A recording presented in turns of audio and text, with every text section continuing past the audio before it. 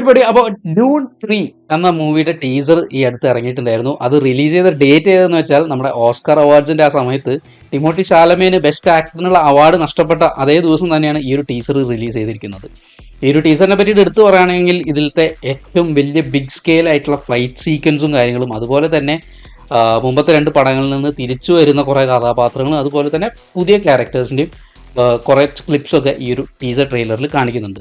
Jason മൊമോയുടെ ഒരു കഥാപാത്രമായിരുന്ന Duncan ഐഡാഹോ ഈ ഒരു മൂവിയിൽ തിരിച്ചു വരുന്നുണ്ട്. പിന്നെ എടുത്തു പറയേണ്ടത് ഇതിൽ വരാൻ പോകുന്ന ഒരു വില്ലൻ ക്യാരക്ടറാണ്. സ്കൈറ്റാൽ എന്നാണോ ശരിക്കും പ്രൊണൗൺസ് ചെയ്യാനറിയില്ല. ഈ ഒരു ക്യാരക്ടറായിട്ട് അഭിനയിക്കുന്നത് റോബർട്ട് പാറ്റിൻസൺ ആണ്.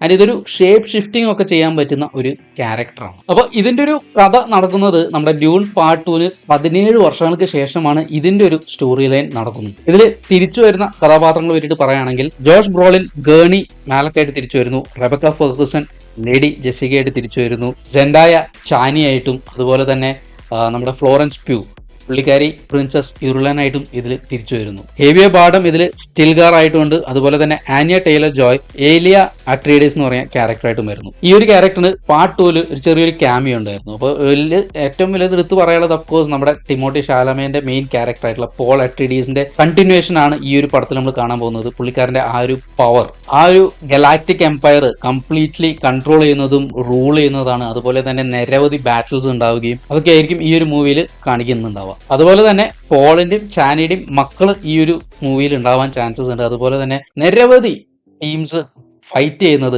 ആ ഒരു പദവിക്ക് വേണ്ടി, ആ ഒരു മെയിൻ റൂളർ, ആ ഒരു ത്രോണിന് വേണ്ടിയിട്ടുള്ളൊരു ഫൈറ്റ് തന്നെയായിരിക്കും നമ്മൾ ഈ ഒരു ലാസ്റ്റ് മൂവിയിൽ നമ്മൾ കാണുന്നത്. ഇതിൻ്റെ ഒരു റിലീസ് ഡേറ്റ് പറഞ്ഞിരിക്കുന്നത് ഈ കൊല്ലം അവസാനം ഡിസംബറിലാണ്. അതായത് ഏകദേശം നമ്മുടെ ഡൂംസ് ഡേൻ്റെ ഒക്കെ ഒരേ ടൈമിൽ തന്നെയാണ് ഇതും റിലീസ് ചെയ്യുന്നത്.